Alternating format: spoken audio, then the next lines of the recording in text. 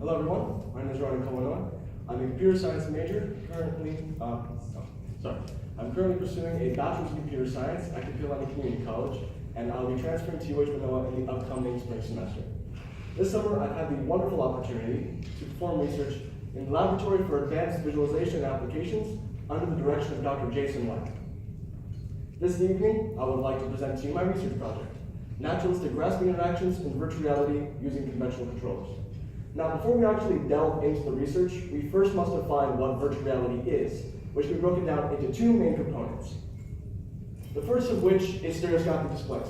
Now, stereoscopy is a technique where you take two images at slightly different angles of the same object or the same view, which our brain then naturally converges. This is how we experience depth. This can be achieved using this head-mounted display. Now, this is what you see when you put on a virtual reality headset, but it is not what you experience.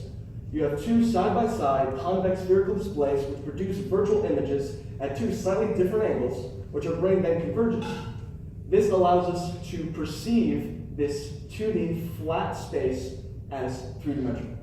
The second component of virtual reality is virtual interaction and movement. Now, here's the most common setup, which is a head-mounted display and at least one handheld controller. Now, most setups do have two controllers, but you only need one for virtual interaction. The other thing that you will need is an array of motion tracking cameras. Now, what these do is that they project a virtual play area around the user that tracks the movement and position data of the headset and the controllers, which in turn also tracks the position and movement of your head and your hands. So every time you rotate your palms, every time you move your head around, it also is emulated in the simulation. So this is showing these concepts in action here. So by synchronizing the movements and by also being able to simulate depth, we're able to immerse the user in the virtual space.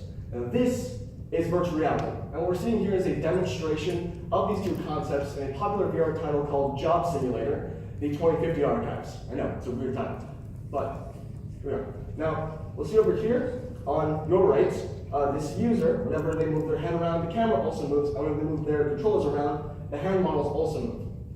Now, I'd like to point out that when the user goes to grab an object, the hand model disappears and is then replaced with the object that they go to grab. So this leads us into the problem of current grasping interactions in virtual reality.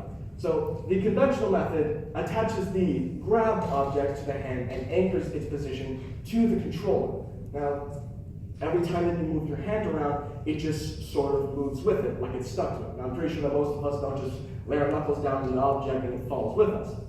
So here is a demonstration of this in action.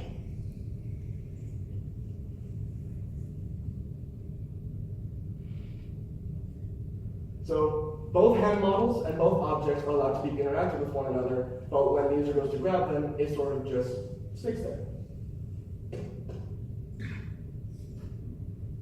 So here is the proposed solution. By adding collision areas to hand models, joints, and fingertips, we're able to create a secondary hand mesh that goes around the hand models. Now, the thing about these hand meshes is that they are allowed to interact with the world. Every collision that they make with different objects, it happens in a realistic fashion. It follows physics realistically.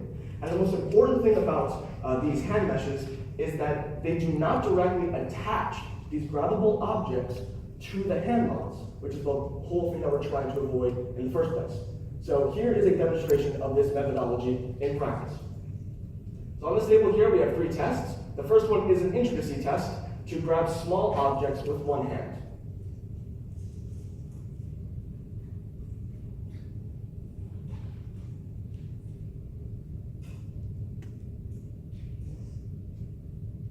The second test here is a pivot test that we are seeing if we're able to use either hand as a pivot point for a rod to control its movement and its rotation.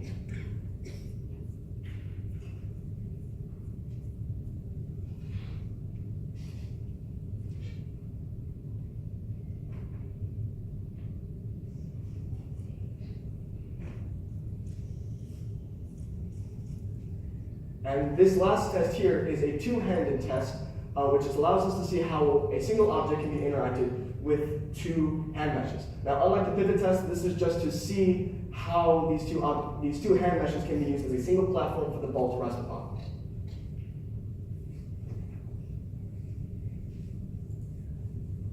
So there were some challenges in creating this methodology. The first of which being that I've never developed in Unity. I've never even programmed in any game engine before, and I've never used C#, which is Unity's primary programming language. Another thing about using conventional controllers is that the hand models that you can use have very limited movement, and their finger poses are also very limited. You can't just flex your hand out because you'll drop the controller. And as we see up here, is actually trying to develop a methodology in Unity. One of the biggest challenges was to create an effective method for the nubs to follow the respective joints. What we're seeing right here is a failed attempt at that from an earlier version. What's happening here is that in between each frame of animation, instead of the object going from the reference point for one joint to the next in a smooth fashion, just to emulate velocity and position and correct rotation. Instead, what is happening here is that the object is literally teleporting from one position to another, completely violating all concepts of physics. So what happens is that whenever that nub is going to contact the object, it momentarily exists within the object, and therefore it just freaks out and jumps away. And lastly, another challenge is that the gaps between each joint objects allows some of the interactable objects to slip through. This was solved in later versions. This was developed after first. What we're seeing right here is that during the pivot test, the rod slit in front of the knuckles of the left hand because the rod was small enough to fit between the spacing. Now, it is possible to fix this by increasing the size of the nubs on the finger to make it just one uniform object. But for the palm and around the wrist, it's a little more difficult to implement this. So, in conclusion, conventional controllers do not really allow for completely free movement, as they must always be held. As I stated before, if you try to just flex your hand up, you won't end up dropping the controller.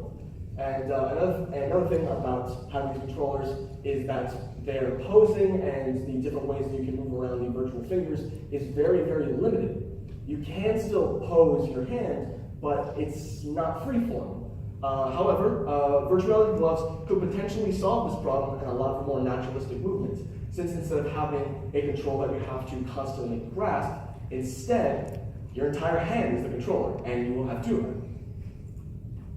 So for future applications, by experimenting with and fine-tuning these interactions with today's technology, we can further immerse the users in the virtual space. Furthermore, by trying to tackle this problem with today's technology, it is one less hurdle that future developers will have to deal with the new technology that does eventually come out. And they can spend more time on the problems that come out with the new tech, which is inevitable for all technology. So I would like to say thank you to the Laboratory for Advanced Visualization Applications, especially its director, Dr. Jason Lay. I would also like to thank the Sophomore Success Summer Bridge Program through the Native Hawaiian Science and Engineering Mentorship Program, its director, Kelly Ching, as well as the N.Ascend mentors. Any questions?